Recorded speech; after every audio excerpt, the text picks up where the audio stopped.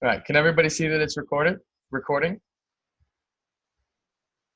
All right, get that off. All right, so now officially, yeah, getting more people in here. How was everybody's day?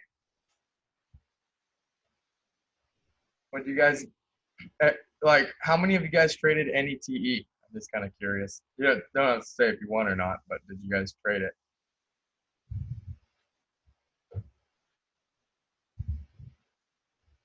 All right. Yeah, it was kind of hard to avoid. When it first popped up, I didn't know that it was going to get so exciting. Like I didn't know that it was going to become the hot chick until it was kind of the hot chick already. I was hoping that CETX would take over or Seal, and then just NETE came out of nowhere. Well, I don't know. Working out probably would have saved me money if I just didn't trade NETE today. Hopefully we have a nice day two on it though, man. That's a nice after hour floater. I man, right as I called it, man. Like when it had tanked down to like 460, I was like, man, I'd consider a 520 buy, right? Like, and it totally went up there. It totally did. I was like, of course, everyone thinks you're crazy, right? Every everybody thinks that you're crazy, right? NETE. Uh, I might have to get rid of my arrows just to see the chart. It's really ridiculous. Yeah. Yeah, when it's like down here, and you're just like, I wouldn't rule out a 520 buy, and everyone's like, yeah, dream on, man. Like, but man, with this stock, like it was totally possible, totally possible. What's up, Eric? Yeah, we'll go over that one today. I'm gonna give everyone a couple minutes before we get into the webinar, as I normally do.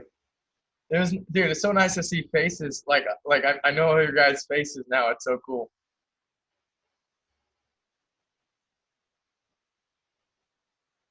Yep.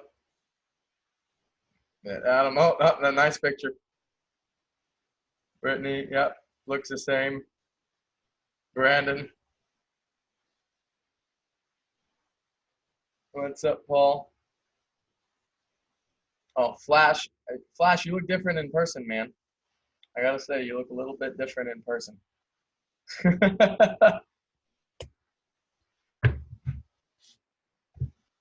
Oh man, what do we got here? Tom? Yeah, I met Tom. Cool to meet Tom. I see you on Facebook all the time. Jay, what's up, man? How are you doing? Oh, like we'll get to that call, man. I called you and then you were at the gym and then I got obviously I got stuck trading here like when you tried to talk to me again and then I was trying to do the webinar. I was trying to make the webinar while doing this at the same time. We'll get to the call, buddy. I also had like six of them today too. Like right as like it was just bad timing with everything. Definitely gonna get to it, man. But we'll do it tomorrow for sure before the weekend.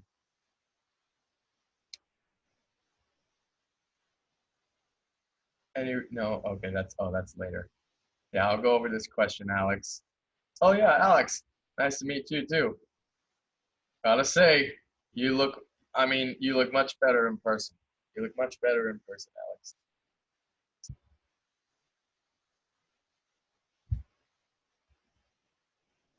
All right. Okay, we got like what? 1 minute left?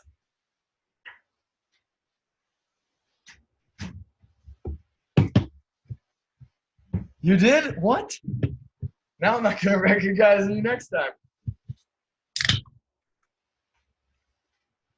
Man, what an after hour floater on NETE.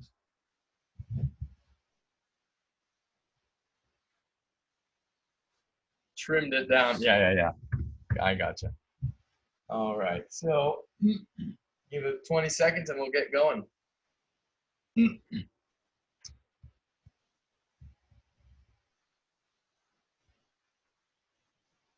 And it's so sick. Now I know everybody here. It's so awesome.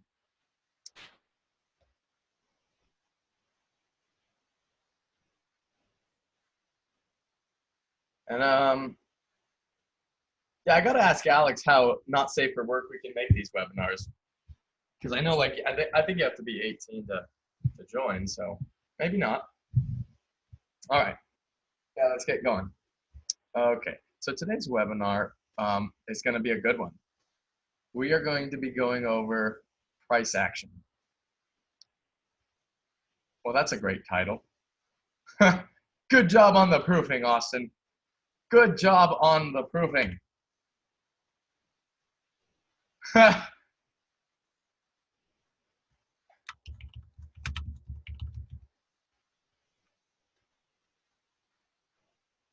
Good job proofing your webinar, Austin. Off. Okay. Price action. And what a perfect day to go over price action given today. We're going over price action. So let's get to it. So today, key traders is going to be a little shy because I only really had today to trade. I was gone all week. I was literally flying all week, and like it was really impossible to trade. And I was at the Philly event, and the Wi-Fi was just horrible. When the biggest day of it was so. I mean, it's a good thing that it was the busiest day of the week, right? DPW, Yuma, we had those great runners. And but like it was shitty because like the Wi-Fi was just crap, and like like you don't want to be the guy that says, oh, I couldn't, I lost because bad Wi-Fi, right? That sounds like someone that we know all too well. Like, oh, sold too quick, Wi-Fi spotty, gotta get out. So I kind of just didn't trade that day, and then I flew the next day. Was jet lagged yesterday, didn't get any sleep. Tried a quick scalp on LADS, stopped out, and that was it. So I had today to trade, and they were both losers, so that's great. So we'll go over that. Market sentiment, we'll go over that weekly. I mean, it's so much better this week than last week or the last couple of weeks. Got a couple trader topics, a little bit review of Philly I want to go over about. Like, I don't want to go, we're not going to go too in depth, just a little quick review for the people who couldn't go. Today I'm going to be going over price action as it relates to strategy, and then we'll end with a Q&A. And there's no guest speaker this week, but next week we're going to have Bear on, so that'll be pretty cool. Like, I'm excited to talk to Bear. He's a sick guy. All right. I mean, like, sick guy. Like, he's like totally sick, bro. All right. So CETX. So if you guys remember what I posted in chat today about CETX, I kind of really F this one up. I posted in chat, like I had my orders like at like 230, 235, 240, like 237, 247, 257, and 263, and I would have missed the 263 one. But basically, if I just left the orders alone, it would have worked out perfectly. However, I posted in chat once that I canceled my orders, right? Like right as the start of the day came over, and I saw Bow's chart, and we had the same entry over here, and I had like a 223 cover. And I look at Bow's chart, and like all his buys are right here. I'm like, this dickhead this is why I couldn't get my fills. So that was whatever. Thanks, Bow. But yeah, like so what I was doing is I was experimenting with my orders. So I accidentally covered, so I had to reshort because I didn't need to cover. But when the open came in, Farmer got in, and I was like, that's not ideal because the idea of this trade was supposed to be a low-hanging fruit play, right? But sometimes there can be two trades in one, right? And with CETX, there was kind of two trades in one, and like I kind of canceled it because I didn't like the volume. The volume was much too high. It turned out to be like what I thought was going to be more than a low-hanging fruit. The volume was just so strong, and I was like, this isn't how low-hanging fruit plays are supposed to go. Low-hanging fruit plays are typically, they pop up really fast, you fill. Most of the times you don't fill everything, and then they just fall down. This had a lot of sustained volume, and like you notice, I didn't even get like faked out up here. I didn't get tricked. I just didn't want to do it, right? I canceled the order. I'm saying this is not what I envisioned, and I called it quits on the trade. I just kind of gave up on the trade. It's not like I was too big or anything. I only had the starter on. I didn't like the volume. I didn't feel like it was going to be the trade that I wanted it to be. So I don't necessarily regret my decision to cancel it because, it wasn't my trade, but I did end up canceling my perfect order, right? It would have been fine. And I mean, I guess I can minimize this for a second and go over this right now, CETX. So like if you look at the daily on CETX right here, right? we pull up the daily and, or sorry, not the daily. I want to look at yesterday's, right? So this is what I was looking. This is what I was looking at going into. This is the same orders I had on this day. If you guys remember over here, I posted that I had my orders. It's the same orders, right? I thought it would pop up here the next day and then fall down, right? But the orders are based off this level here. Like the first order, the first level is like 240, where this kind of topped out and this kind of bounced. So I'm like, this is a good area for the starter. But over here, where it tanked massively over here and where the lows were, over here at 260, this is really where I wanted to put the meat of the order. So I scaled up with most of the sides being up here in the 250s and 60s. Hindsight, it's perfect, right? You know, even foresight, it was perfect. But this would have been more of a short into resistance kind of trade. But I was trading it more as a low hanger, thinking this is just where the resistance was going to be. And I was right, and this is where the resistance is going to be. The thing is that this is such a strong tank that even if it had the volume that it had, I think, you know, obviously it was strong enough to sustain the volume and shut it down and keep fading the stock. But that's not just, it's just not what I thought when I entered the trade. I was like, this is going to be a low hanging fruit. The thing is along with this trade, I had NSPR low hanging fruits out. I had LEDS low hanging fruits out. I had SEAL and MBIO orders out. I had like a whole bunch of orders out. And like, when I saw the volume on this one, I said, oh, I'm canceling this one. I'm going to focus on all the other ones. So all the other ones ended up doing absolutely nothing, and this one worked. But the thing is, there was kind of two trades in here, one low-hanging fruit, one short into resistance, right? I felt there was too much volume for it to be a low-hanging fruit, and I was trying to focus on low-hanging. And I felt like with the volume, this had the potential to become really annoying. And so I cut the trade. I didn't cut the trade. I gave up on the trade. So I followed my rules, and the thing, and this is a key a key separation between, or a key, what's the word I'm looking for? A key factor of what a rule is. A rule isn't meant to create gains, right? A rule isn't meant to make up for gains that you didn't make, right? Like, so like after this trade, I shouldn't create a rule where I never cancel my orders, right? Like I shouldn't create that rule. A rule is meant to protect against unfavorable situations, right?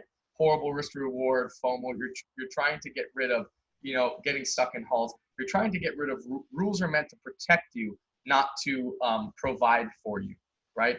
So, you know, like I saw the volume, it wasn't what I wanted. I followed my rules and I don't regret it, right? It was a nice fade. It's not the range isn't exactly what I like. I typically like more range than this, but I mean, whatever. It ended up being perfect, and it, you know, I don't try to be sour about it. I try to just move on about it. So anyway, I should have kept the shorts on in hindsight for the short into resistance play, but I was focusing on other stuff.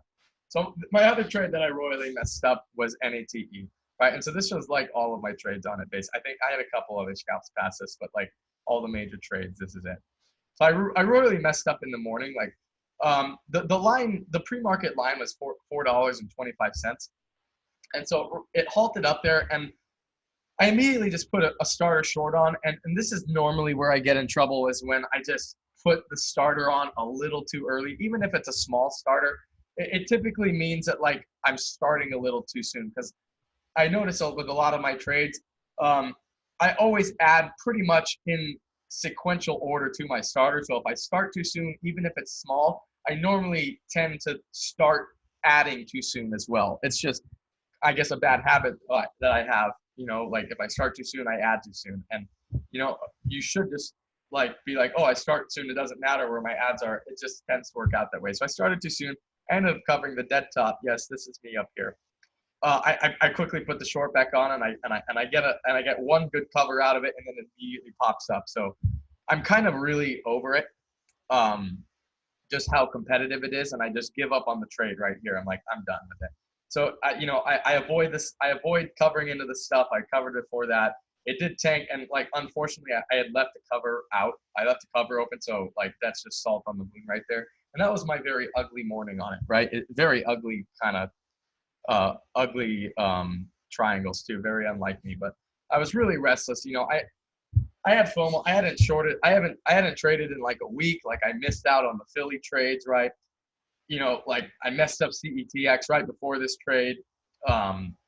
So what I should have done is when a stock halts, like there are times where you can short out of the halt and it'll immediately fall. I knew Farmer was in, so I was like, maybe this will give the tank it did. And when it kind of held, I knew I probably should have cut it over the high a day here, and then I could have retried up there. But that if there was one trade I could have done differently, that was it. I wish I would have cut it here and restarted a little higher, even if it didn't even make up back the loss, right? Just knowing that I started here and say I only got a starter short here, it wouldn't have even made up for the loss, even if I just got the starter. But so what? I still would have preferred to do that. I feel like that would have been the right play. But you know, like I said, when I start too soon, I add too soon. And then later on, so like I just had it, you know, in the grit. Like after this fail, like what I started to do was, you know, I saw it fail here on 25, and this is the key level, right? If we failed here on 25, which is the most important level, and it needed to stay under 25, and if it ever made and if it started making higher highs, right, and holding 25, I knew I had to get out, right? So I attempted a little short here into the 25-30 area, thinking it's like going to reject, and that if it fails 25, like I'm totally good to go. So when I start to do, you notice all these ads are on tanks under 25, right? So I basically have like a 33 average or something, like a 32 average or something like that on the trade. And like I get this last ad here, and you see like I immediately cover it because I'm like, this is holding 25, like 1, 2, 3 times. I can't keep holding it. So I immediately cut half of the position. I'm saying I'm not putting the other half until it gets down here, like maybe around 4. And then I can truly risk the 425 over under. Well, it then just proceeds to pop up. And right now, this is the perfect example of a support reclaim. This is like my strategy when it comes to longs, right? The one thing I look for with my reclaim setups is I look for 2 levels, 2 support breaches, one important and one that everybody thinks is important, right? Everyone thought that the 450 line on here is end game, right? But the true end game is where it opened out of the halt, where the pre-market high was, where it held this dip. 425 is the true death line in the sand, right? But everyone thinks it's over when it fails up here. So what this does is gets everybody short bias, like me, although I'm very aware that like 25 needs to confirm, right? That this can't come back. And this is what happens when everyone thinks that it can't come back, when everyone puts too much emphasis on the first breakdown and not the important breakdown. Like this is a very key element. If you look back at all of my trades on the reclaim setup, there's typically going to be 2 levels that I look for. The first level is going to be a higher breakdown where, you know, where the top is found, right? It's the breakdown that shows that the top is in, and if the top's in, that means it can't possibly come back to the top. But then there's the level where a lot of people miss the 450 breakdown. And so what people tend to try to do is everyone wants to short and have a cover under the crack, right? So that way they can make a lot of money when it cracks. So they think, well, now that 450 broke down, now 425 can break down, and I can get my covers down here when 425 breaks down. Kind of what I was thinking, right? I was aware that I was a little bit early, so like it wasn't the most sized in trade that I've ever been in, but I was trying to short it because I was hoping that, like, you know, I know NETE is a big turd, and I'm being very careful. Like I'm really going for this 425 breakdown. In hindsight, it looks like I was definitely anticipating the trade a little bit. But anyway, I quickly get out. Like this is almost break even. It's a little bit of a loss because this is half of my size up here, but added on to my already loss, and I was kind of getting a little over it. So I walk away for about 15 minutes, and I come back, and it's just squeezed, right? I didn't even see it. I knew that I couldn't buy right here, right? I knew that I couldn't buy right here, and I talk a lot about resetting in a lot of my webinars and on some phone conversations. I talk about the ability a trader needs to reset. Most of us take this reset as a reset the next day. It's easier to reset the next day when we see the 0-0 on our accounts. But I think it's a big strength to be able to reset sooner than that, because sometimes opportunities present themselves later on in the trading day. And if you totally just shut down because you're red, you're going to miss out on some good opportunities. Like just because I lose, you know, if I don't want to be able to lose my ability to recognize aces when they're on the table, right? However, immediately after you're a little defeated, I definitely don't think that's the right time to try to think objectively, right? Like, because at this point in time, I thought about it that this was a good long, but at the moment, like immediately after I cover, I feel like immediately after you exit a trade, it's not necessarily the strongest point that a human has. It's not the strongest time for a human to make objective decisions, and I'm no exception to this. Bow's no exception to this. Alex isn't an exception to this. This is a human flaw, right? So what I did is I just walked away. I missed the good trade.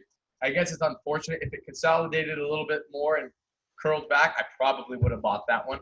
But, you know, it happened right away, just like the strategy says it kind of should.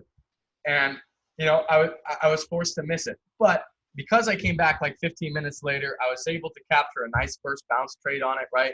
This is what, like, I practiced resetting, right? Like, and I was able to reset. I was able to get a nice scoop on the dip. I actually had an order down here, but I missed. I had to chase. I actually remember chasing that up. I tried to get 70, 75, and I remember chasing it up to 80. And I got a nice first bounce out of this trade. Then I got a nice continuation, like trend long, as it's just grinding up here. And this is a very interesting point, right, that I want to bring up. And I posted about this in chat. When stocks are slowly grinding up, basically the way that what that says to me, the price action law that I take from that is shorts are slowly getting grinded out. Because when a stock breaks high a day like this and it fails, maybe some people cover up here but then re-short, right? It's just people are covering up here and then re-shorting down here because they don't want to get tricked out. Weak high day breaks, people are getting back in. People are waiting to see what the high of daybreak does. So weaker hands are, you know, weak hands are getting out. Slightly stronger hands are getting out next. Slightly stronger hands are getting out. And it's not like an explosion, right?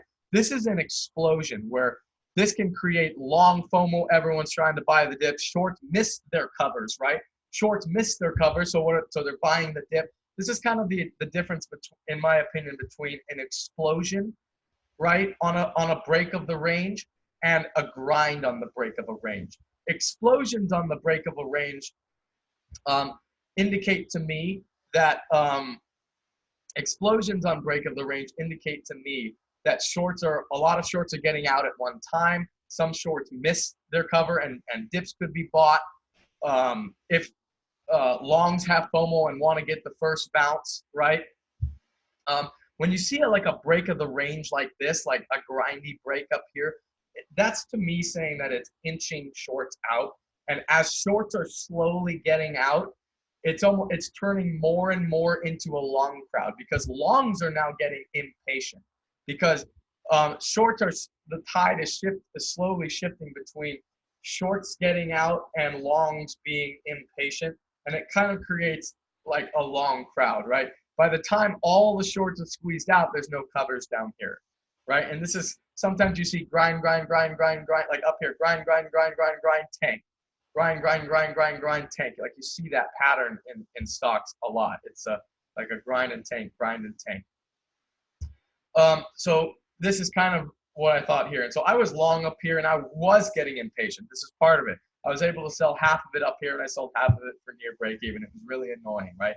This is not a short. This is a long. I'm selling for break even on the rest of my shares. Actually, I think I got most of it. I think this was a third because I was getting really impatient here. That sell right there was the other third. I was trying to sell into the strength and then I just lost it. So this was just the leftover.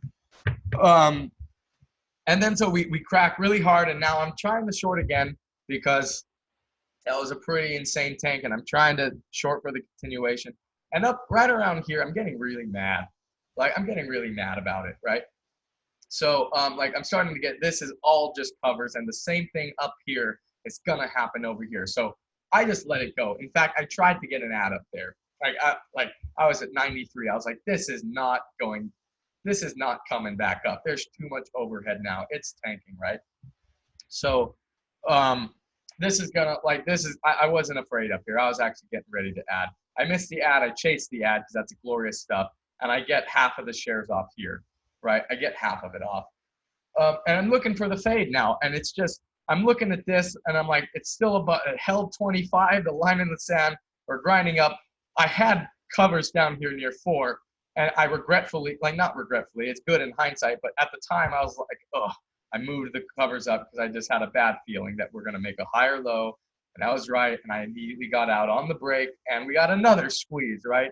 Kind of another reclaim of this, this big tank. Everyone thinks 440 is the level, right? But the true level's 425, same thing again. And I covered, and I walked away here. Like I was done. So I missed my signature setup because I needed to reset, and it was kind of just shit. I did have a good redemption long trades once I was clear. I joined the trend up here. I got the first bounce, but still red on the day, and it wasn't my best trade, but it wasn't my worst. So that was that trade. I hope you guys can relate to some of my mess ups, and I hope maybe some of you guys only got the good parts of the trades. So anyway, market sentiment this week has been a lot better, right? The SPY hasn't cracked yet. We had a big panic, but we did recover right in the last week or two. It's been 2 weeks since I've done a webinar. So, but the stocks are holding the daily gaps. They're the shippers are, tops had their reverse split. GLBS started a sympathy. I'm hoping that that we might get a shipper run. Like that's always fun when the shippers run. It typically happens in November, like end of the year, but because that's just historically when it happens. But like I'm hoping that could be a spark of hope. That would be amazing if we got a sympathy sector. A lot of people who are trading haven't experienced sympathies, but like true sympathies, a sympathy sector is when like all marijuana stocks start to go. Maybe you guys have seen the Bitcoin craze a little bit, but like all Bitcoin stocks go, all shippers go, all gold stocks like to run. And, there's always a market leader and there's a whole bunch of followers. So that's my sparks of hope. I'm really hoping that happens. But anyway, we had a lot of runners, right? PSTV and MTC, I think, were the main sparks, right? RKDA was the main spark, but PSTV and MTC kind of continued it with insane 300% runs, right? Yuma was like a 300% runner. We had a lot of strong runners here. Workhouse, Workhouse should be green. My bad. Workhouse should be green. I think the way LEDX and CETX tanked on those days were very negative, or not negative to shorts, but negative to the market's ability to produce runners, right? Because the market can't produce runners if stocks tank like that all the time, right? It's good for shorts, but eventually it will cause a run out of runners for shorts, right? If there eventually becomes no buyers because everything's CETXing or LEDS tanking, then there won't be buyers, there won't be runners, there won't be stocks to tank. But anyway, TEL is an amazing multi-day runner right now. TEL is the old MPET. And every day I'm looking for a first bounce. The locate was really expensive though. And then we just had a whole bunch of other ones. BA, I think, was the leader in large cap. It went up like 5% today, just totally ran away from the market, and it's been really oversold lately. So definitely some good vibes in large cap and small cap lands. The only thing I have negative to kind of say about this market is like the tanks have been really, really, really fast, and it's like if you don't get in, sometimes there's not a lot of opportunity if you're not okay with chasing, and that's been really hard for traders. Don't worry, you're not alone. It's been very difficult for everybody. Like the LEDS or CETX tank, it's been very difficult, and we're definitely here. And it's so funny, like go over my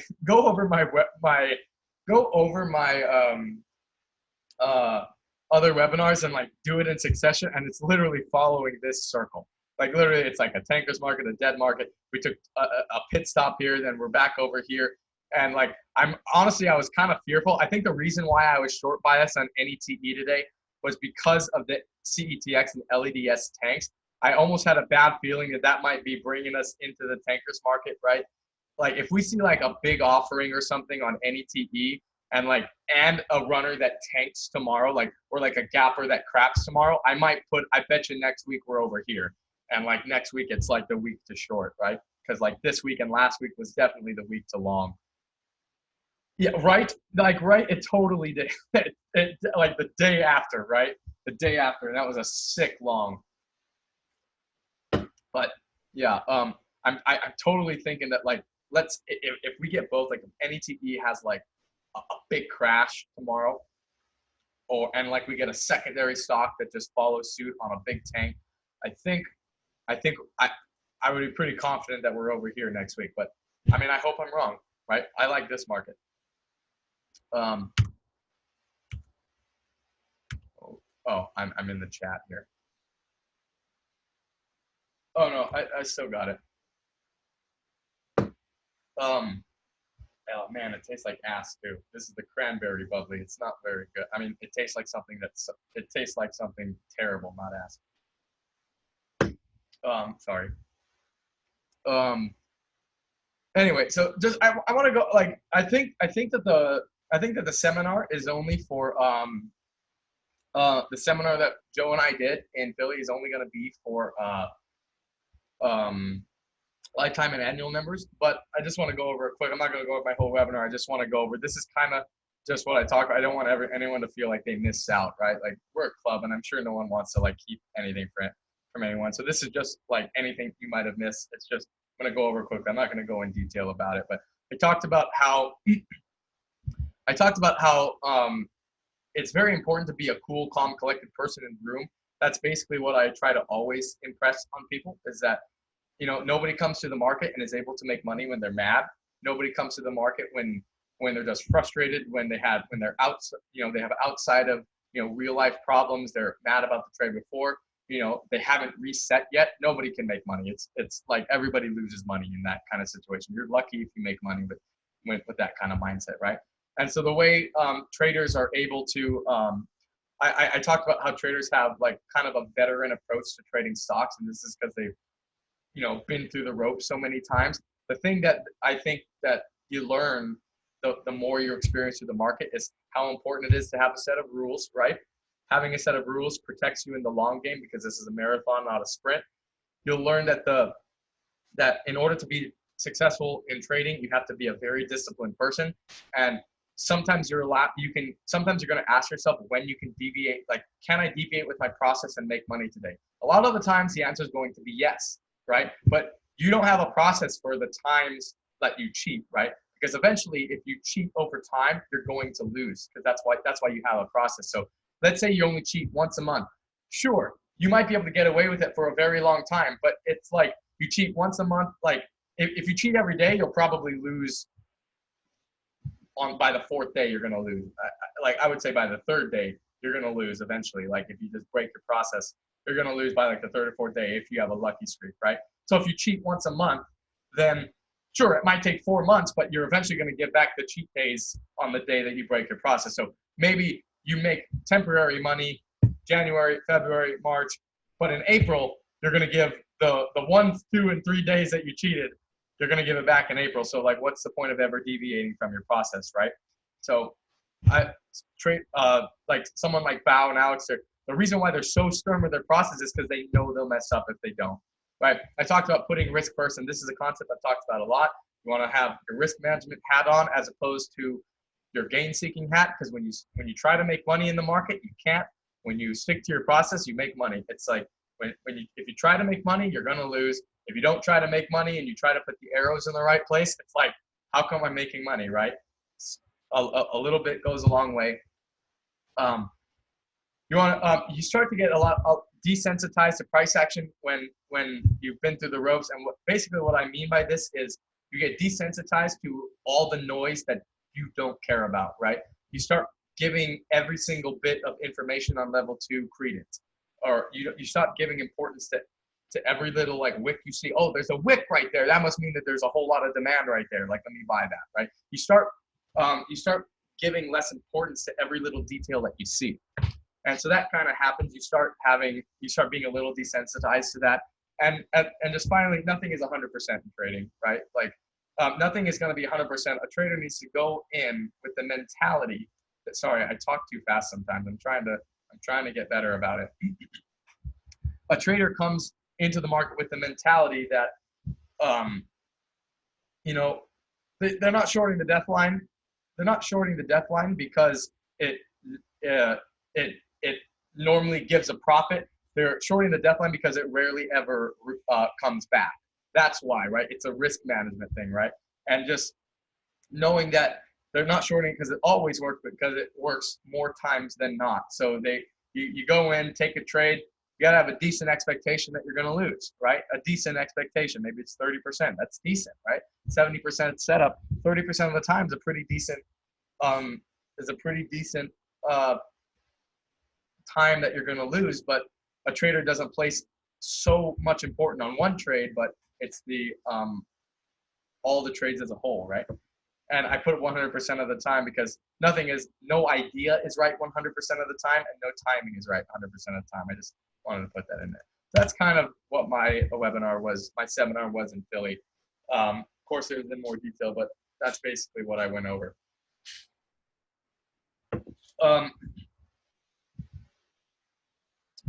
And so this is something that like I practice today, right? And this is what a lot of people call me, and they're just like, man, like I had a call sometime this week. Man, this guy so down on his luck, right? I mean, just like losing money, and like this is just like I can't seem to get myself out of this pit, like, and he was just like attacking himself so hard. And the thing about trading is the market's gonna attack you hard enough. Trading is effing hard, right? You don't need to add on to your struggle by like attacking yourself. This can only hurt you, right? Like trading's hard. You studied and studied and studied and studied and studied, and you're just a lot of times you study all weekend to come in on Monday, and like the pressure is just on to make that winning trade on Monday, and you mess up, and you just like, you feel like, well, what did I do wrong, right? Like I said, sometimes there's a decent chance the setup's just not going to work, and you have to just let yourself off the hook sometimes. As long as you stick to your process, what you need to be is tough on results and easy on yourself, right? This is like good management, right? For any business ever. Tough on results, easy on people. We tend to always be backwards, right? Like we're always, oh man, I lost, and it was, I lost $500, but I'm such an idiot for losing $500, right? You attack yourself for losing $500. Yet you don't, a lot of times, like, you might not necessarily size down, like, right? Like if you were trading for somebody else, if you were trading for a business, like an equity firm, a prop trading firm, if you were trading for a prop firm and you broke your rules, like they would let you do that like once, right? Maybe twice, right? Like if you were trading them and trading their strategies, they would fire you, right? Yet, like we seem to be easy on ourselves, and we'll let ourselves make the same mistakes over and over and over again. And Bao had a great quote in Philly, right? If you make a mistake once, it's a mistake. If you make a mistake twice, it's on purpose, right? A lot of times we tend to be backwards. We're easy on the results. We don't like to change what's wrong, right? But we'll berate ourselves for losing money. And like, how can you? It doesn't really make sense, right? Kind of like we need to be tough on the results and like really focus down on the results of our process and trying to adhere to better results, and being easy on ourselves if we mess up. But if you mess up, don't berate yourself. Like write it down. Say like, I messed up today. What I like to do is I like to establish outside of universe reinforcements to myself. Like I have a 2-hand rule when it's time to cover. If I ever find myself with my finger on the button, on my cover button, and I'm like, let's see what this does. That's the most dangerous sentence you can ever say, right? Let's see what this does. If I ever find myself in that position, I take my other hand and I push it down, right? I like out of trading world experiences because it's so easy for us to be easy on results in our mind, right? We're easy with ourselves on the results. Like stock breaks are stopping, we don't stop out. It's so easy to say, well, let's see what this does, right? But it's all in your mind. It helps to have for me, it helps to have some kind of outside reinforcement. Another thing I do is I say donkey to myself every time I do something stupid. And like at the end of the day, I'm like, well, how many donkeys did I have? Like today I had 7 donkeys, right? Like, I'm like, that's a bad donkey day, right? Like, that's a bad donkey day. So this is just quirks that I like to use with myself, right? But anyway, when you study and study and study, sometimes you have what's called analysis paralysis, right? I'm sure you've all heard of it, where you just can't see, like you're so intent on getting everything so right, and like your shoulders are shrugged up high, and you're so stressed out, like you need to succeed, right? Sometimes, like I know, like I don't even have to ask, but I'll ask anyway. Like I just know, but like the best trades that you guys have had are the times where you've just let go. You just say, oh my gosh, fuck it. I'm gonna put the trade on. I'm gonna accept the risk. Let's see how the trade unfolds now. Enter the trade. Like just let go, right? Just drop it. Drop all the what if all this, what if that, right? Those are always the best trades when you can just let go of your paralysis. Those are definitely my best trades, right? When you just overthink everything, try to keep it simple. The thing is, so trading is a puzzle, right? And let's imagine a situation where there's two puzzle makers, right? There's a puzzle maker who's sitting there looking at the puzzle and trying to visualize and looking at every single piece and trying to figure out where every single piece goes, and like visualizing like which pieces go together, and they're analyzing, and they don't want to start trying to solve the puzzle until they think they have the puzzle figured out, right? This is what a lot of new traders do, is they try to get everything figured out before they come to the ballpark. And I think it's important to be prepared. It's important to be prepared for trading, but who's going to, at the end of the day, the week, the month, who's going to be the fastest puzzle maker? The person who visualized the puzzle and tried to solve it without touching the pieces, or the people who tried putting pieces together and kind of learned the tricks and ropes to, like these two pieces never go together, right? Like, and they start I always try to build it in separate pieces, and that way, like, I start to build the puzzle faster. They find quirks that work for them. So maybe they do the outside first. Maybe they do the colors together first, right? You're gonna find your place.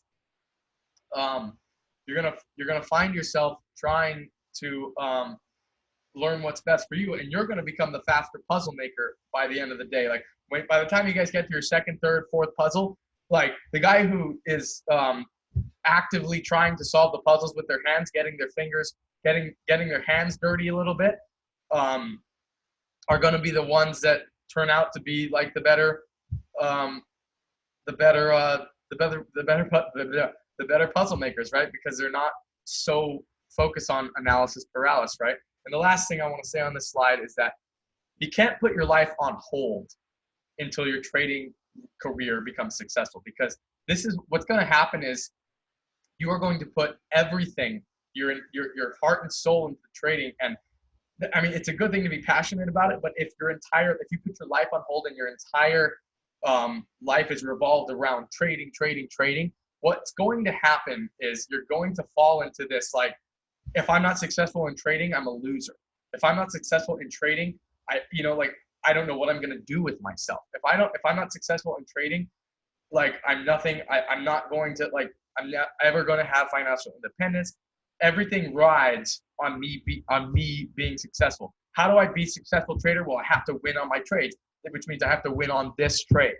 You're putting your life on hold for this one trade, and you're wondering why you're so tense when you take the trade. When you can let this analysis paralysis go, when you can let go and just execute the process and just, take it easy on yourself and say, I'm going to just do it, right? I'm going to do my thing. I'm going to accept the risk, and I'm going to analyze my results, and I'm going to, life's going to move on. You're going to have a better, I think, easier time trading, because you don't have this mental lactic acid built up. Like, I lost yesterday. I lost today. I lost yesterday. I need to win tomorrow. I need to win tomorrow. I need to win tomorrow. I need to win tomorrow. I need to win tomorrow. I need to, oh man, I won, but it wasn't enough money, man. Like, how do I need to make back that loss before I'm not going to feel good. I'm not going to feel good about myself until I make back these 3 losses in dollar amounts. Like, I'm not going to feel good about myself. Like, you can't trade if you don't feel good about yourself. So it's a catch-22, right? So you need to kind of get rid of this mental lactic acid, and you need to trade because it's fun. Right, you need to have fun with it, or like no trader trades it, like, when they're not. No trader trades successfully when they're not having fun. So I think that's everything I wanted to go over on this slide. All right, so this is a little fun game that I like to do before, and I haven't done it in a long time. But this is a super fun technique for analyzing price action, right? So this is something that you can do, whenever you want to. But what I like to do in order to help me what I did to help me analyze price action when I was kind of evolving, I guess. I'm still evolving, whatever. Is I like to draw charts that don't make sense. And then I started out just drawing random charts that don't make sense, that you never see or rarely exist. And then I would try to say, why don't I see these charts, right? Why don't I see this chart in the stock market, right? Because the stock market will produce charts, that happen for a reason. So if there's a reason why if certain chart patterns are not forming, there must be then that you can reverse engineer and try to understand why price moves the way it does by finding out why it doesn't move a certain way. You're going to yield similar answers or results. And sometimes this can break the analysis paralysis. I think it's a kind of creative way to get the juices flowing, because sometimes when you've been studying, you can fall into a pit and like where you're just going in a circle. So it's going to aid your understanding of why we see the price action we do. I think these are the clicks that are going to happen. You're going to find out the psychology of emotion, the psychology of patience, and the psychology of self-fulfillment. So let's go over a couple of examples. This is a chart that you probably never ever see, right? Please tell. Okay, I'm still recording. I always get nervous about that. This is a chart you never see, like a stock that goes up here and just just goes nuts. Now you might see this if it's a merger, but excluding a merger, right? Say if this was like a pre-market chart and it just goes like this forever, like you'll rarely ever see something like that. And I know people are going to post tickers, but I saw that here. Like that's why I had to go with rarely, right? But a stock where the range is really big, and then all of a sudden the range gets super tight, range bound, and just goes sideways for the rest of the day, right? You never see stuff like this, right? I mean, barring a merger. Parabolic chart that goes stagnant and range bound at the top, right? Stocks normally cannot stay at the top for a very long period of time, right? And we could go over the example today. We could just cheat really fast right here. Look at NET, right? I need to get rid of these. I need to get rid of those. It's hard to even see the chart. But you notice the stocks can't stay at the top for very long, right? This one actually did, and that's why I thought it was abnormal, right? This is abnormal. This is short getting grinded, right? Stocks can't stay at the top of ranges for a very long time. They'll pop and drop, pop and drop, pop and drop, right? Pop up here and drop, pop up here and drop. The amount of time spent at the top is not a long time, right? So that gives a little bit of credence to, why not? It makes you think. So my analysis is all the emotions are at the top. When the stocks are at the top, this is where all the emotion is happening. Emotion creates volatility. Volatility creates range, right? Range-bound stocks also indicate efficient pricing. Everybody is content with this being a fair market value for the price, right? Normally, traders can't be sure of efficient pricing without testing lower or higher ranges for demand and supply. So this kind of indicates that if you see a stock that hasn't tested a prior level, there might be a magnet to that level for testing to see if we can sustain the level, right? And this is the theory. This is kind of the basic understanding of why you short parabolic shorts, right? But everyone then the hard part of that trade becomes timing it, and of course, it almost adds credence to the credence. I think I'm saying the right word. It adds weight behind the theory that if you start small enough, you can survive any parabolic move because parabolics aren't sustainable, right? And so this is, I guess, the theory behind something like this. All right, so that was an easy one, right? That was pretty easy, right? Let's do another one. We know why that doesn't happen. But this is another weird price action that I just drew, right? Why don't you see something like this in the market? This is really weird to see, right? Why doesn't this happen? A perk, a consolidate, a total shutdown, and then a perk again, and another consolidation, and then another tank. Why don't you see something like that? Normally what you'll see is that if a stock consolidates, comes back, and if you wanted to put Let's see here. Let me, I need a chart.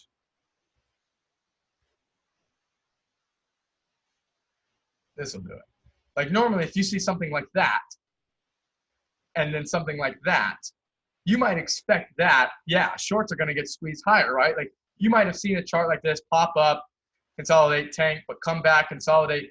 Why would you see it tank again? Why, you know what I'm saying? Like, why would the stock need this much consolidation just to, like, why would people need to be, for this pattern to happen again, right? Normally, if this comes back and consolidates, right, it's probably going higher, right? So this, then you can now infer, if you see something like, first of all, it rarely ever gets back up to high and consolidate, right? You'll never see, you might see something like this, but then what's next? It's either going to go immediately up or immediately down, right? You're not going to see something like that, right?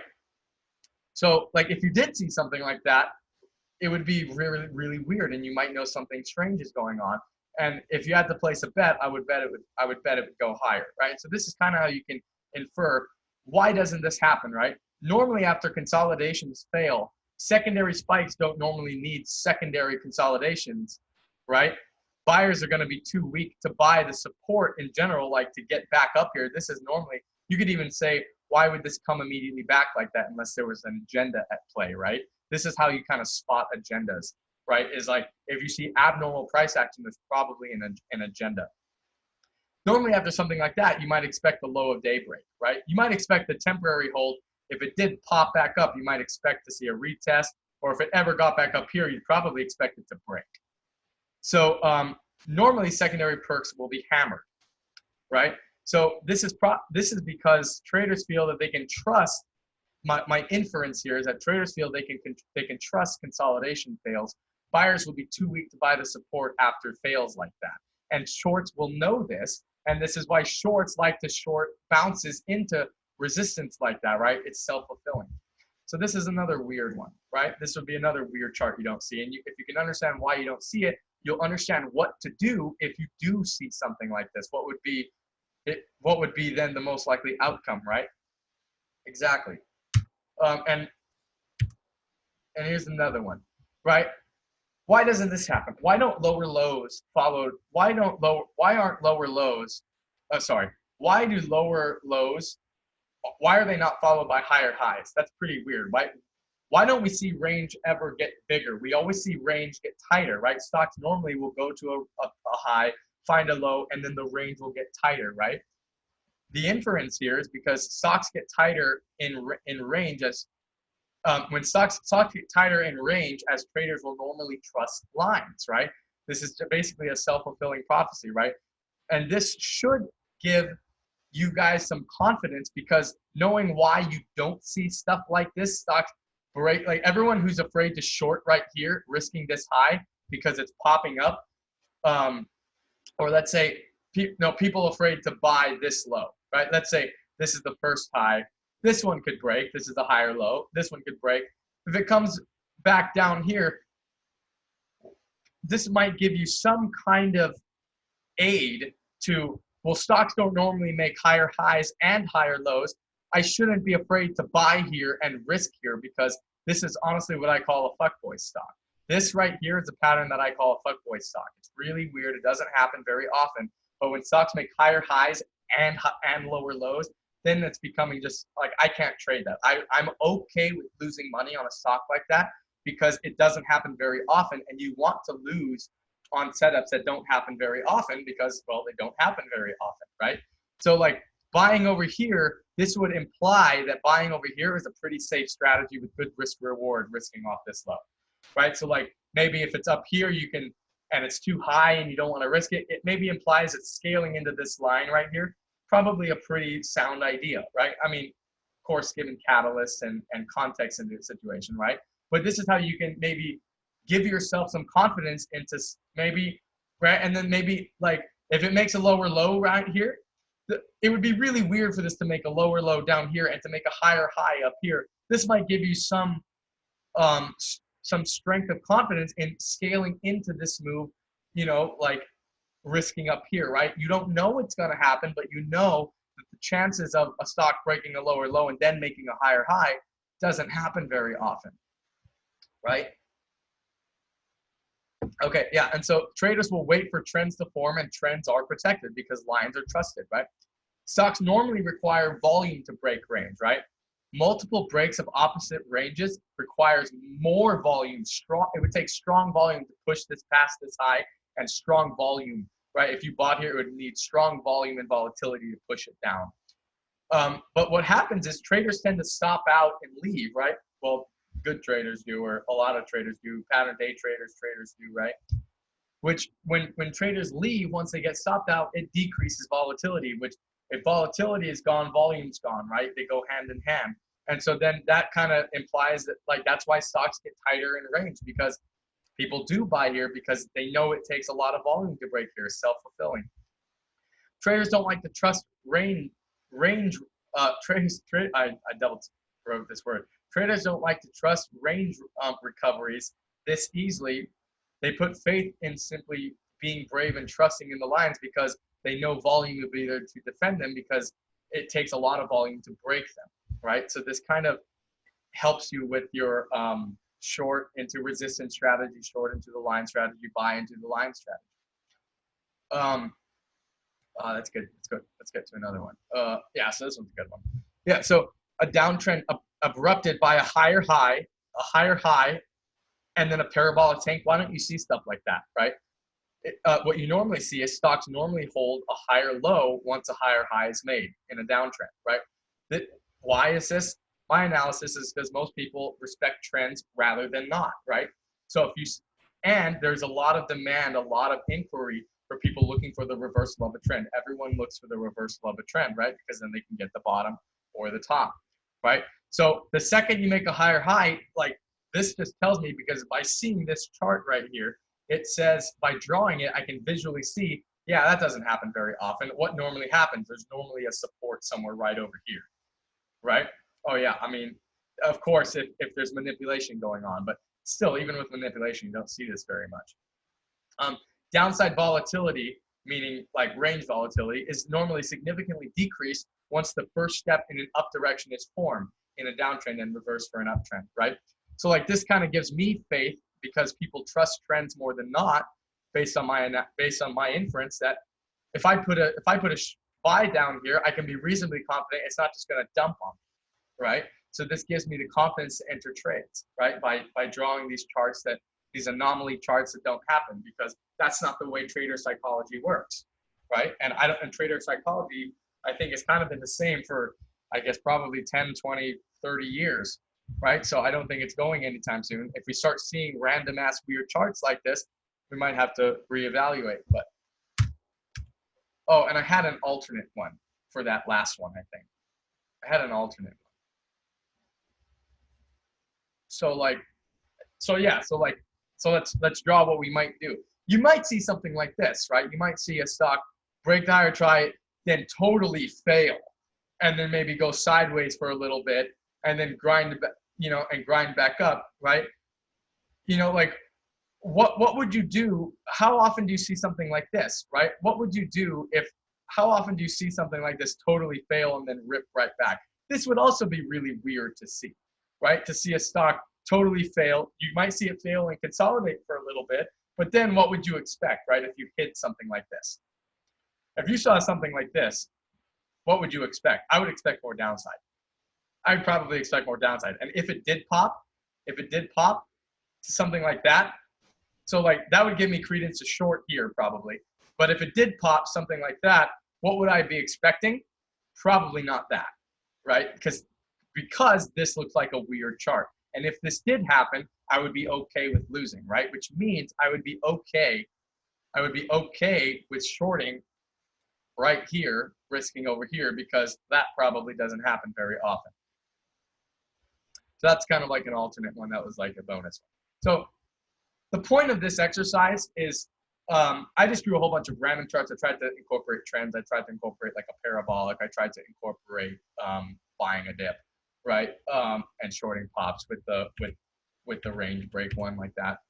The point is, what you want to do now is, like, for your setups, your favorite setups, draw your favorite setup that that would have a really different result, and figure out why it doesn't happen that way. And that's going to strengthen your resolve and your setup, and might kind of eliminate some of that analysis paralysis by truly examining the psychology of why your setup works, right? Why does your setup work? Well, identifying why it doesn't work, or identifying why you don't see um, alternatives to your setup. Like, learn what it looks like when your setup fails normally, and learn what it looks like when your setup would fail in a weird way. And when your setup fails in a weird way, that's the setup you have to bet, in the odds of, like, I'm betting it's not going to do that, right? I'm really betting that I need my thing back.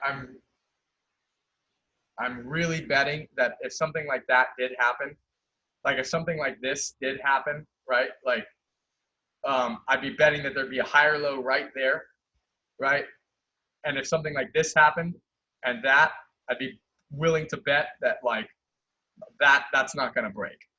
I'd be willing to bet that's not going to break because of what it would look like if there was that parabolic tank right here, or if it came back up to here and then kept going. So make this, like, if you want to use this kind of fun little game with your setups, and try to find out when your setups fail in a very unlikely scenario in a chart pattern that you don't see, and then trade against that. Or the rarities of what happens, the lesser of the times, you want to be betting against that, because it's probably not going to happen. All right, so that was, I guess I'll save it. I think I have everything. So that was the webinar for this week. Time to open Q&A.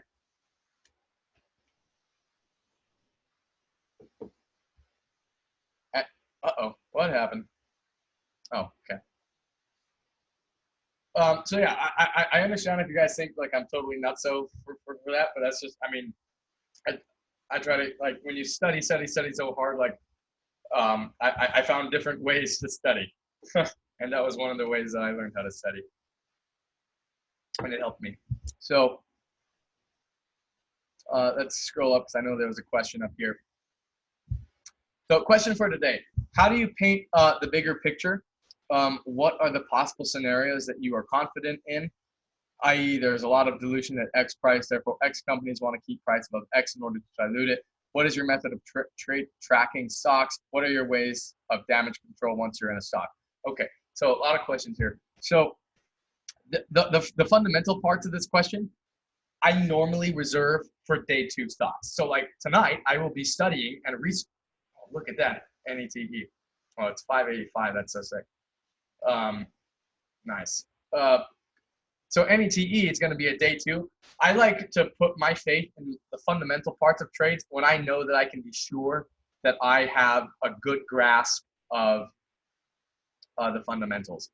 So I don't want to base trades off fundamentals on typically like the day one stocks, just because I typically don't have time to research it. Like I'm honestly very excited when I get day twos, because that means I can spend all night like doing the fun work. I call fundamental the fun work. I mean, it's not fun, but like it is fun, like, because I'm not a fundamental trader per se.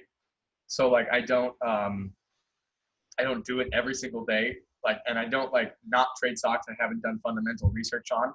Like I do snapshots, but like the in-depth, because then I'll miss like all the setups all the time, because how often do we get day twos? I want to trade the day ones, a lot of the times. So, like I do save that kind of stuff. I paint the bigger picture for the day two stocks for sure, right? And day threes. So, what is my method of tracking stocks? So my method of tracking stocks, I just save charts. But when you want to data analyze something, the most important thing to do before you start like tracking stocks is you need to have a question. And I got a couple of DMs about this, about data tracking. You need to have a question first. Why are you pulling data when you're data mining and grabbing stock? why are you pulling this data? There needs to be a question, a hypothesis, right? And like something about a pattern that you want to identify and learn about the causation and the results of what happens when your setup is in play. So the question like could be like, is high a day a good stop out? If is high a day a good stop out place if it's over pre-market highs? You know, so then of course you're going to grab all the data that gives you that kind of scenario. What are my, so it starts with the question, then I pull charts, and I personally like to track stocks and do data analysis. I personally like to do the stocks manually as opposed to using a computer program, because when you pull the stocks manually, you're physically seeing every single chart, right? Every single chart that goes into the study you are, manually pulling up, right? So even if you use a computer program to get the results, I think it's best if you pull all the charts and don't just trust the data, because now you can see like you do have, like trading has some qualitative analysis needed for it, and like like there's some subjectivity to it, and you need to kind of, I think you owe it to yourself to give yourself that subjectivity of ruling out stocks that maybe aren't necessarily should be involved in the study, or stocks that or like setups that maybe have more value over the other ones. What are your ways to damage control once you're in a stock? Oh, I just double up until I win, of course. I mean, that's what everybody does. No. I mean, the best thing that you can do for damage control is to not trade until you've reset. And if it, and by golly, if it has to be tomorrow or the next day, then so be it, right? But you as a trader should be working on your ability to speed up your reset, right? Like my damage control, like unfortunately my damage control, I missed my setup today on NETP, this rip up here, over here. It, I wasn't able to capture it because I was, I was in resetting mode. Like I'm physically, mentally resetting. So that's the first rule of my damage control. Because normally what I do on damage control is I start getting really, I honestly start taking profits sooner. I start trying to scalp a little bit more. And that's just what I tend to do because like I honestly feel like I am honestly, I feel like I'm a better scalper than I am a trader. I'm just better at the smaller time frames, even though I like the larger time frames better. Like I like buying here and selling up here on my RKDA squeezes, right? That's like my favorite kinds of trades because, like, I mean, I guess I'm lazy, right? I want the bigger moves. It's like I can scalp all the time. Like I can scalp all the time and get like 5 cents, 10 cents, 5 cents, 10 cents, right? But I tend to go for the bigger moves. And so what gets me in trouble in damage control mode is when I keep trying to go, when I go for bigger size in damage control mode, and when I keep trying to go for big gains, because then each time you don't get the big gain, it messes up my mind even more. So I typically do better when I start scalping, but that's just me.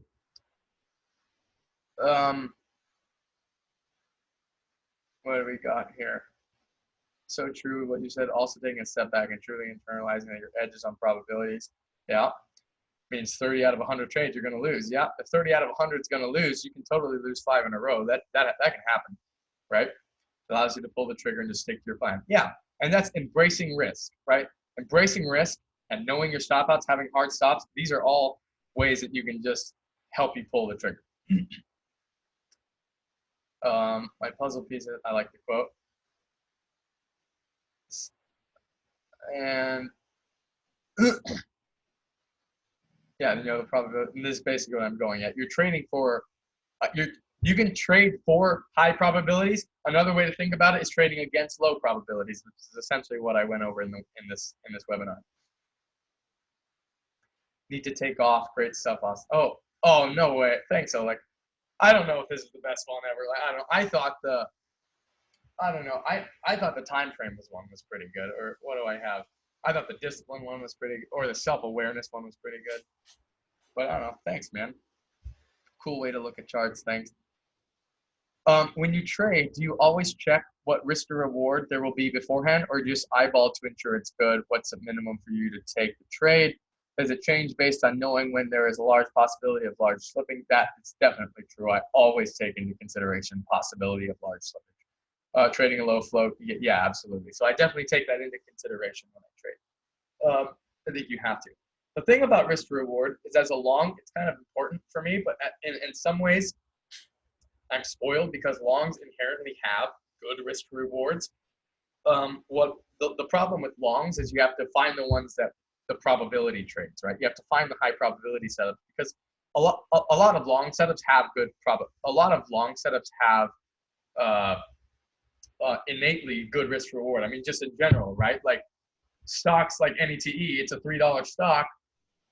Like it can only go to zero. Innately, it's close to zero. It's $2 stock. It's so close to zero. And $2 stocks, like we've seen, can go to 8, 9, 10, 11, 12. So, I mean, just innately being a $2 stock, there's good risk to reward, right? But also, like, because long moves tend to be a little bit more powerful than short moves. Typically, I mean, NETE would prove us wrong with this massive dump here. But long moves tend to be, I think, more powerful in the market. So it almost like there's a good innate risk reward on some longs, but that can also make you lazy, right? And sometimes I think like risk reward is important, but the problem with risk to reward, I think, for new traders is there's a lot of justification in the risk, right? You can always justify like, well, I think it's going up to 10, so it's good, I enter, right? But if, you know, like you might not plan on ever selling at 10. So there's a lot of, how do you say, there's a lot of cheating that goes on with risk to reward. So I normally eyeball it, and this is where experience comes into play. I think risk to reward is almost better suited for a little bit more of an experienced trader than the super rookie trader, because experienced traders have a better idea of what's possible, right? Like for example, like end of day over here, I was like, down here, I was like, I wouldn't rule out a 520 buy to go to 6, right? And like, I'm sure some people thought I was nuts in the chat saying that when it just tanked like this at around, you know, like 1 hour to the close, right? Like, no way it comes back, right? But just things that you just learn that like, oh, this stock could totally go red, even when red's like $1 away, right? You kind of have a better estimation just of experience teaches you this, of what range is possible, and therefore you can justify a more accurate risk reward. So the minimum for me to take in a trade, this depends on if I'm scalping, my risk reward is not as good. I'm just going to be honest. So, like, it's really, you can't really have good risk reward when you scalp, because like if you're trying to make 8 cents, how do you justify 2 cents risk when the spread's 2 cents? Like, you can't. So it all depends on the trade. If I'm looking for like a decent long trade, like a classic long trade, I try to at least get at least 2 to 1. Austin, I work morning during trading hours, but I usually have an hour or so to put on trades. I recently opened an account with 5K, so I also have a PDT working against me. What's one setup I would recommend to build an account? So I will say, I'm going to copy Bao in the Philly webinar.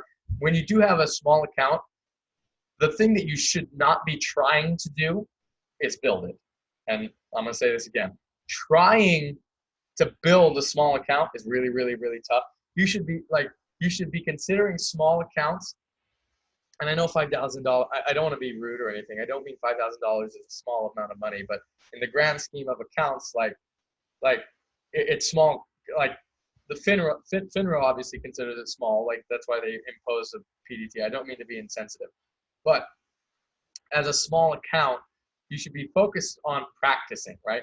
Your small account is the second step from paper trading. Paper trading is practice. Your small account is also practice. And what you should be trying to do is honing in your process and trying to mitigate losing big money by throwing big account money in too soon and losing it all, right? Without the practice. So to answer your question the way you want me to answer your question, I think first bounce is really good. One, because it doesn't happen very often, and you don't have a lot of day trades in a week. Like you have 3 day trades in a week, right? Or full day trades. You have 3 full day trades in a week, and it helps you be, if you're only going to focus on one, first bounce doesn't happen very often. So it's a good way to not trade the wrong things. It's also a very decent high probability setup. Low hanging fruit is a tougher one because it requires you to short, and it normally requires scaling. So I don't think that's a good one. It's like if you do, you got to be really like Bao will even said he cheats, right? Like sometimes if it doesn't pop, he'll cheat. He'll go really small and then add up the levels he wants. It normally requires scaling. So I think first bounce is a good one. I think death lines are a good one because it's very simple. Like you short at the death line, you risk the high of the death candle or the last perk over the line, right? It's a very simple one, very easy to understand. I think death lines and first bounces are the easiest ones. First red day strategies are great to practice because they're very cut and dry. Like you can have a very easy pattern on it, right? Like when it makes a lower low in conjunction with going red, it's very easy to identify. It's very easy, like a set risk reward. You're gonna cut it if it breaks over the, if it makes you can choose your own personal stop out. I personally like a higher high after a higher low after reclaiming green. That's my risk on green to red, but you can cut it over the high after the red. You can cut it if it goes green again. Like you can have very cut and dry risks attached to them. So I'd say first red day, first bounce, and death lines are the easiest. What do we got here? Yeah, we're still good on that. When you walk away to reset, do you go through any specific mental routines like meditation to speed up the process, get involved with other projects, let go of the biases and the ideas, cold turkey, come back refreshed? So, I mean, there are some inappropriate things I do to reset, and I'm just gonna be honest, helps. I like to go take a shower sometimes. That really helps, right? Sometimes I like to play game. Like sometimes when I play chess online, really helps me because like if I beat people in sleep might be a little too long. Yeah, sometimes like I used to take trader naps and come back in the afternoon. So yeah, my reset used to be longer, right? Yeah, my reset definitely when I was trying to learn how to reset besides the next day. Yeah, definitely. I would take a nap and that would help, and then I would be able to make some of my money back cleanly in the afternoon after losing short all morning or something, right? Yeah, taking a nap is good. It's, in the earlier when your reset time when you're trying to shorten your reset time, it'll definitely help to get like take a nap if you can, right? Um, I don't know, like I don't get involved in other projects. Like sometimes I go eat. Eating really helps me feel better. I always feel better. Like if I just go drive down, get some breakfast, it makes me feel so much better. So just stuff like human stuff, really. Sleep, the other stuff. Go get something to eat. Like play a game of chess. Like playing a game of chess online and beating someone. I don't know. It just helps my confidence. I don't know. Like it helps. But yeah, but don't play Chris from Cobra Trading because he'll beat you. He'll just wipe the floor.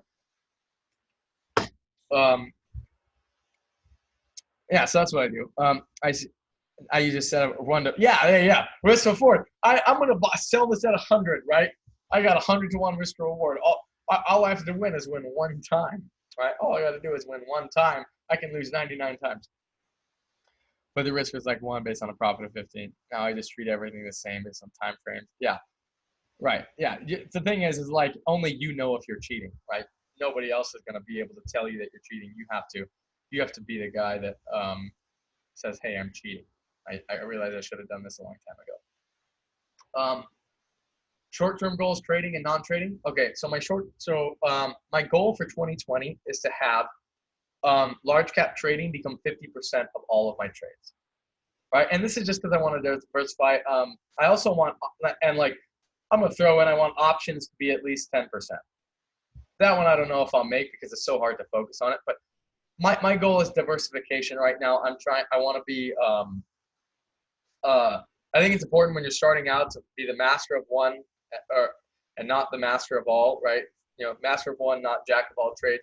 I'm in the process of diversifying right now. Like my 2019 goal was to be better at longs, and I think I did that. I think I like to have longs be 50% of my trading. I think I'm definitely there now. And so hopefully I'll be done early with my goal for 2020 of having longs be 50% of my trading. Outside of trading, um, man, like I mean, I have paddling goals for sure. Like I have fitness goals. I have eating better goals.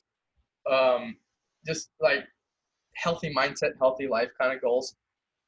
Um, I want to get better in chess, but yeah, the most important ones though is large caps. I want to be 50%. And this is partly due to the fear. I don't know what's going to happen. What if there is a recession, right? I don't know what small caps are going to be like. I've never traded in a recession, so like I just want to have um, I just want to have a little bit more diversification in my belt. That's my goal. Um, Hobby as well, like learning a new language, yeah, playing an instrument. I think it helps to it like see, this is why so many people in the finance industry commit suicide, right? People in the finance industry commit suicide, and it's a terrible thing. Like you hear about people jumping out of buildings when their hedge fund goes bankrupt because like I mean they devote their whole life to trading, and when if they lose it all, like their life is gone. And this, like, how can you trade when your life depends on it, right? Like when your happiness depends on you making green trades, how can you make green trades? Like knowing that's a lot of pressure. Yeah, playing an instrument. Yeah, I know Hawaiian and I play the uke, so I got those down. But yeah, something to relax you, something to say that life's gonna be okay if you don't have it. Like you need a little bit of pressure is good. A lot of pressure, I think, is gonna drown you. You said if you went to a prop firm, you would want your name to be studied. No, so like when I was no, not maybe not in a prop firm, but like if when I read Momo Traders a long time ago, I was like, you know what? If I ever get in a book like that, I want my name to be the studier, right? Like I want my name to be the studier. But I guess that's kind of like Tim Grittani, right? He was the student, right? So I guess it's similar to that. So he's kind of got me beat already. He was there first. So I was curious if you had any study tips. So I just went over one of my study tips today. Like I think being creative with your study is good. Like trying to find different ways to do things because like everybody always studies the same, right? And if everybody try to study stuff that people aren't trying to learn, like like try to study stuff that that not everybody's getting the same information from, like, right? Try to be a little bit different, right? I think try to be a little bit creative. Don't try to reinvent the wheel, but I guess different approaches I think is what you want to do. Like I mean, no, I can't like basic study tips like you learn in college. Like, I mean, don't study too long. You're not going to retain. Don't study late. Don't study late. You're not going to retain it. Don't study for hours without breaks. Don't study without eating. Right? Just that kind of stuff. Right? I mean, if you like recognize when you have analysis paralysis and give studying a week off. Right? Because it's like training. Right? Like training your body. If you overtrain your body, you're just gonna like get hurt. Um, I mean, you're gonna get brain damage, right? Like if you study so hard, like imagine studying for 7 hours straight on the weekend days, both days in a row, coming into Monday and losing, and then how are you gonna feel about yourself? But I studied super hard, right? Like maybe you studied too hard. I talk really fast. Like if I talk too fast, please let me know. Like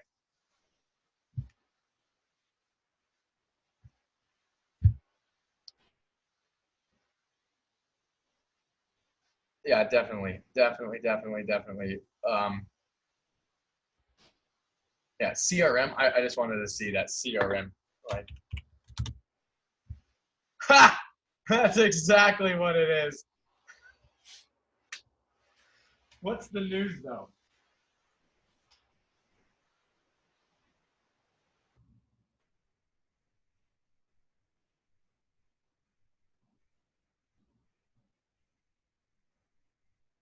Um,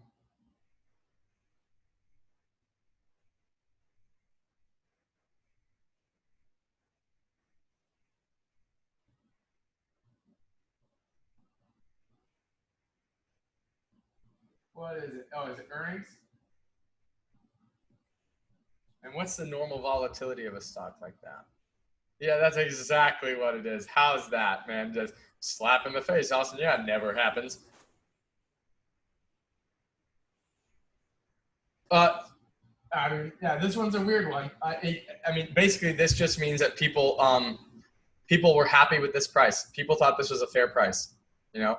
But yeah, that's really weird. That doesn't normally happen. You're not going to see it in small caps as much, you know. Like you might see it in large caps, but small caps is a whole lot of retail where all the emotion is. Yeah, you might see it more in large caps. But yeah, how's that?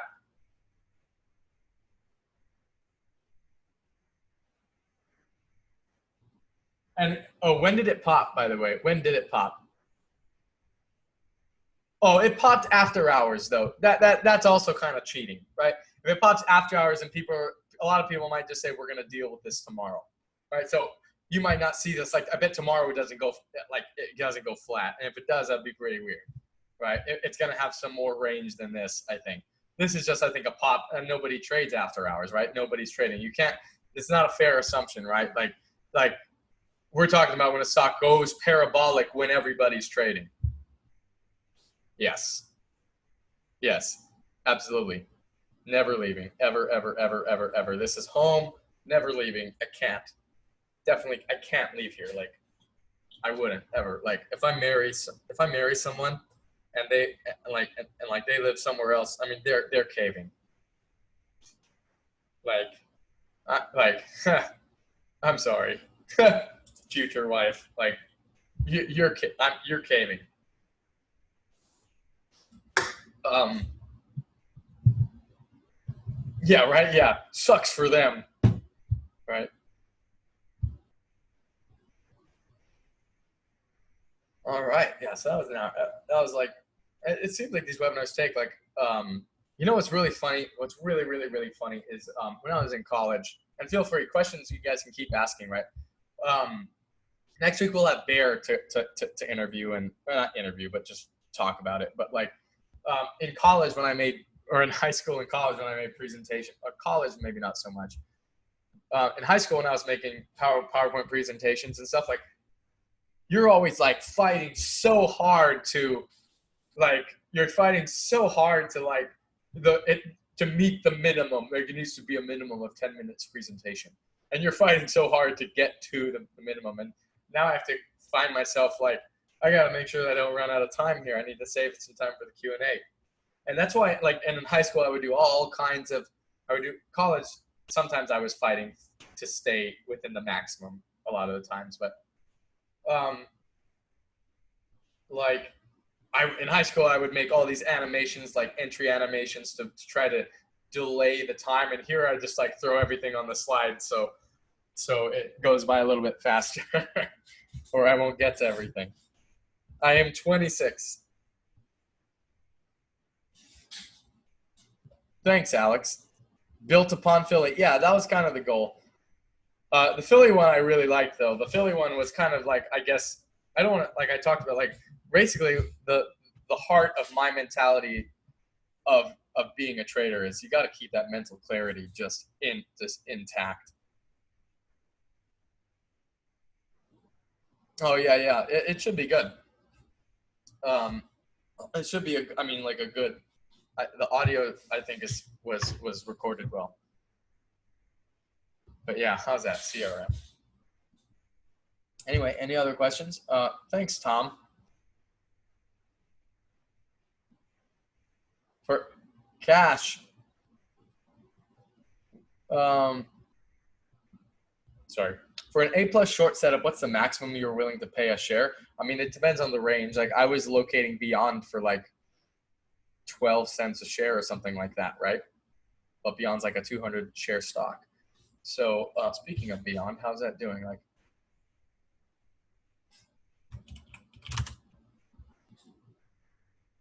but let's get this over here. How'd that go? It's kind of just chilling. Anyway, what's the maximum I'm willing to pay for share? Um, so like I have this thing. I hate being an enabler. Like when clear when not brokers or clearing firms when when locate providers like charge for the locates, like sometimes I feel like they just try to charge as much as they can get away with, and I feel like I don't want to be an enabler, but at the same time, if it's an A plus setup, I guess let's give an example. If it was a $5 stock, I'd probably pay like 5 or 6 cents for it if it was like an A plus. And if it was like an already established A plus, I probably wouldn't pay that much if it was not confirmed to be an A plus. Like, for example, like if there was an A plus day 2 setup, it was gapping up, a day 2 gapping up, and I'm like, this is going to be a great short. And like I look on the locate monitor and it's 6 cents a share, but I already know my setup's there. I'm probably buying it, right? I'm probably buying that, but I'm not going to buy it in anticipation of it becoming an A setup.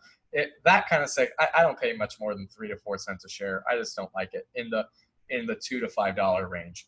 You know, into the $10 range, I start paying 5 cents. So that's just that. My cat hairs all over my face. Did you trade beyond the day? Can you show? Oh, I didn't trade beyond the day. No.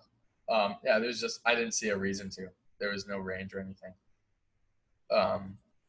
Yeah, and my entries would show, right? Like, I'm not gonna hide my trades. My entries would show if I change the ticker.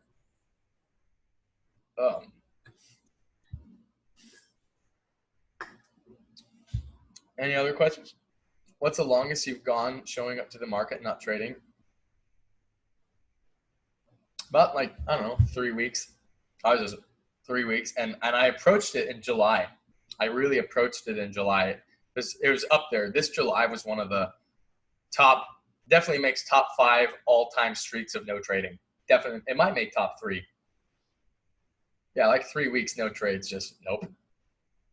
Just nope.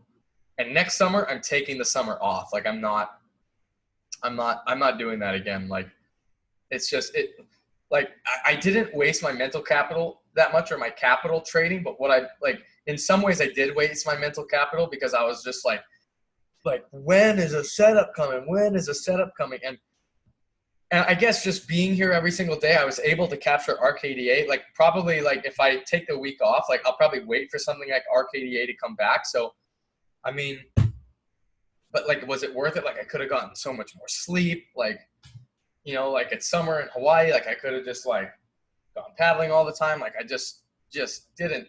I wasted like a lot of time, you know, like, I mean, it's not a waste of time, I guess, to observe the market ever, but man, like I could have had a vacation, and vacations are really important in trading, and I never take them because I'm so addicted to the market. But like, just like taking a vacation, I think probably would do me some good, but like now I can't because the market's busy. So I think honestly, I'm taking a vacation next summer. How would I grade myself this summer? Not necessarily, you know, I did a pretty good job. Like probably a solid B plus. I'm not gonna give myself an A. I did have a couple lapses, but like right after the lapses, like I did a good job of not trading for like 2 weeks until RKDA came. And that's why the 2 webinars I did like didn't have any trades. 2 webinars before August, I didn't have any trades. This week didn't have any trades because I flew all week. But yeah, man, like sometimes, and I've had this conversation before, sometimes I think part-time traders make more than full-time traders because part-time traders come to the market when their setups come. They check every day and then they leave when their setups aren't there. And like a full-time trader is going to stay there and play and play eights if it comes to them. You know, if there's nothing good, like they start relating what's good on a relative basis to what's available. And that's it. That's just human nature. Right? Whereas a part-time trader is going to judge quality objectively to what they deem good. So, you know, like, I think sometimes, like, there may be an edge to trading on the West Coast when you can only trade an hour. And Alex has figured this out. That's why he cuts his buying power off at 10:30. Alex is a part-time trader, right? If you want to think about it, like he's watching the market all the time, right? Like, but in a lot of ways, he is a part-time trader. He's trading the way a lot of people do, who trade on the West Coast. They trade the first hour, cut their buying power.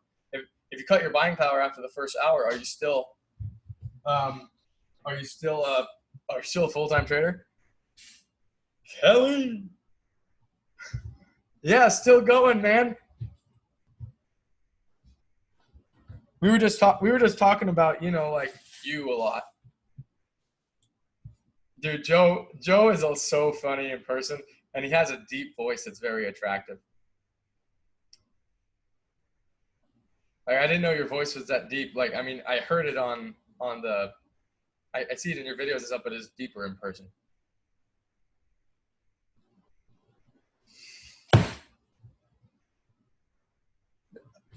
Yeah, now that I do. there's a there's a wall. There's an end. Oh man, dude, that joke, man.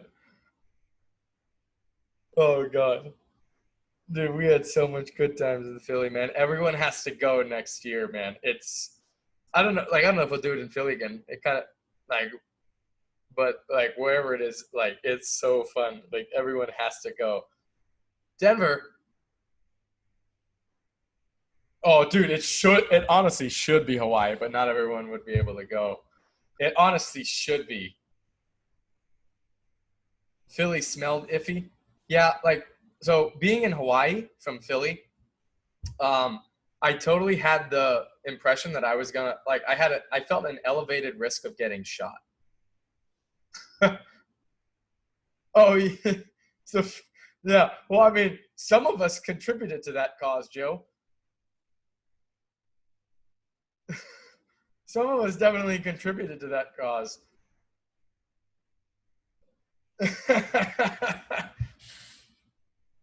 Oh, I remember we went to a place called Big Ass Slices. Just eating the big ass slices, and there just was no bathroom anywhere around. So, oh man, this webinar gets so fun if it's this webinar gets much funner when it gets more NSFW.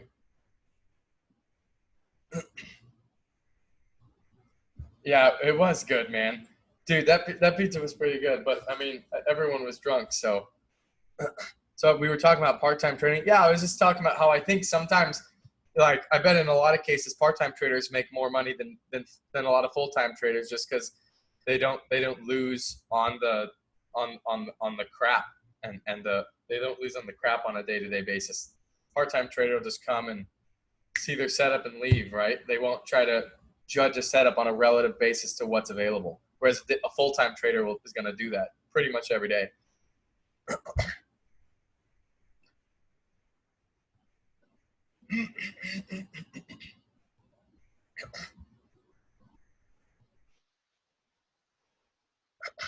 Did you have anything out of the ordinary motivate you to study? Like Harry had his injury, Alex had his girlfriend, Bao was just a savage. Um, Anything motivate me to study? Yeah, like I wanted it. Like I mean, it's I mean part of it's an ego thing. I'll be honest. Like I wanted to I just wanted I just wanted to be the millennial that I am, man. Like I want to make money from my computer. The biggest inspiration for me was I needed a job that would allow me to paddle. That's honestly it. Like I need a job that's gonna allow me to nail and bail. Like I want to be able to paddle, and like I knew that a 9 to 5 would just like steal my ability to do that. Like, but like, yeah, I think I think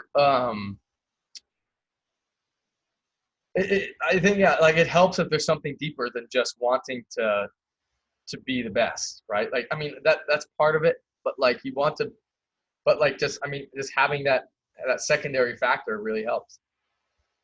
I came in today, made my money, and then went to a power wash a house for an extra $500. Yeah, and like a lot of day traders will stay and give half of that back.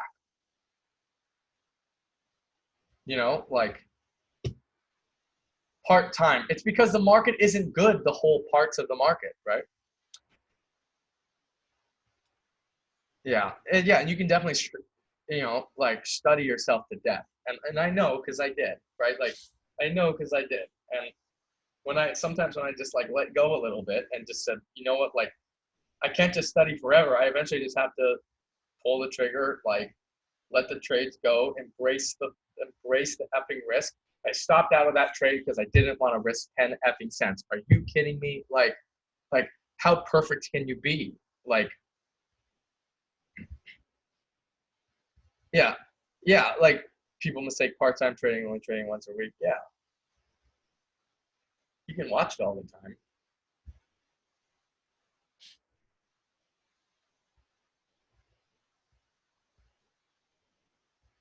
Yeah, right. Like so, and sometimes like bro, like sometimes like when doing my taxes, like I'm like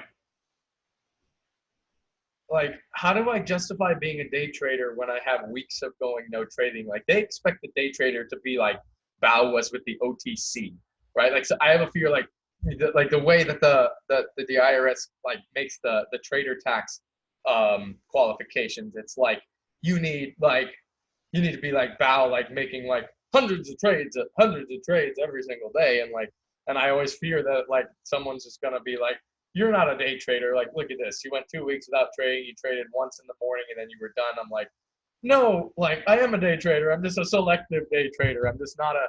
I'm just like I'm not. I'm definitely not an investor. You can't count my gains as investments. Like so, like that's sometimes what I worry about. But I've gotten away with it so far. Yeah, I'm a day trader. I'm just not an idiot. Yeah. Just, do I trade OTCs when they heat up? I haven't seen them heat up in so long, but like yeah, so yeah, like when I got into it, it was the market was still there a little bit, and so like I'm fortunate to have had some OTC experience. Like I don't have nearly as much as I guess I would have liked to, but I guess it really doesn't matter when they're not around. CVSI and Brittany killed that one. Brittany killed that one. Yeah, that was how is that? That see, he found the dark side. Yeah, but CVSI, when did that happen? Hey, it might be getting time. Are we at this? Is this the beginning of a promotion? Oh shit, that's going on the watch list. That's going on the watch list. Look at that. That's some range.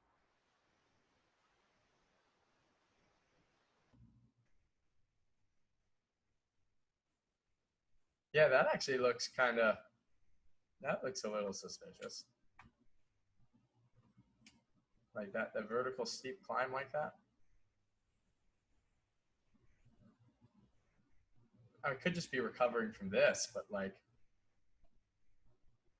yeah. I mean, I'm just hoping. Like, I'm hoping it gets more exciting. Yeah. So when was that? That was August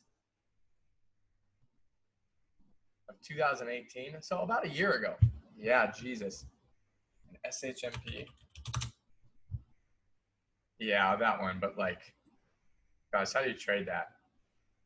Like, I just shorted 300,000 shares. Like, oh no, it's 50 cents, not 5 cents. I don't know what I'm thinking. Okay. Yeah. Yeah. Um, Huddy, Huddy makes some.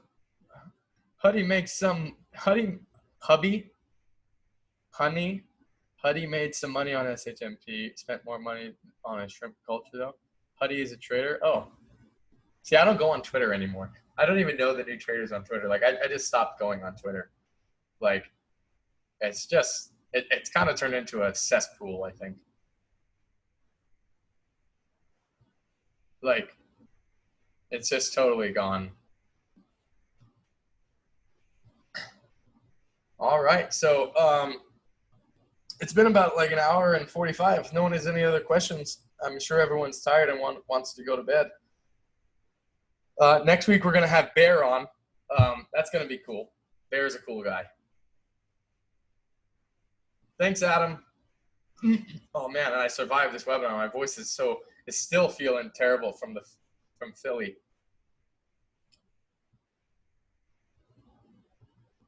Oh God, I did record. Thank God. It just gives me heart attacks. The one time I forgot.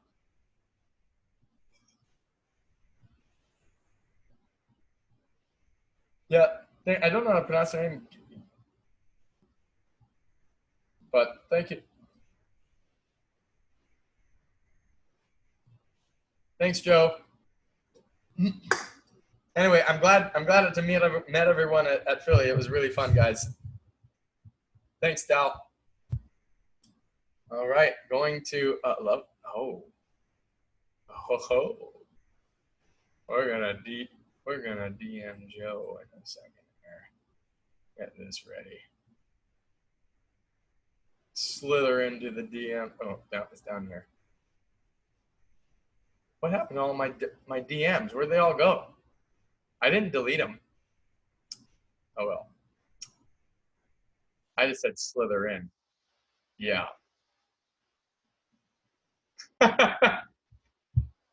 You're gonna like my wand.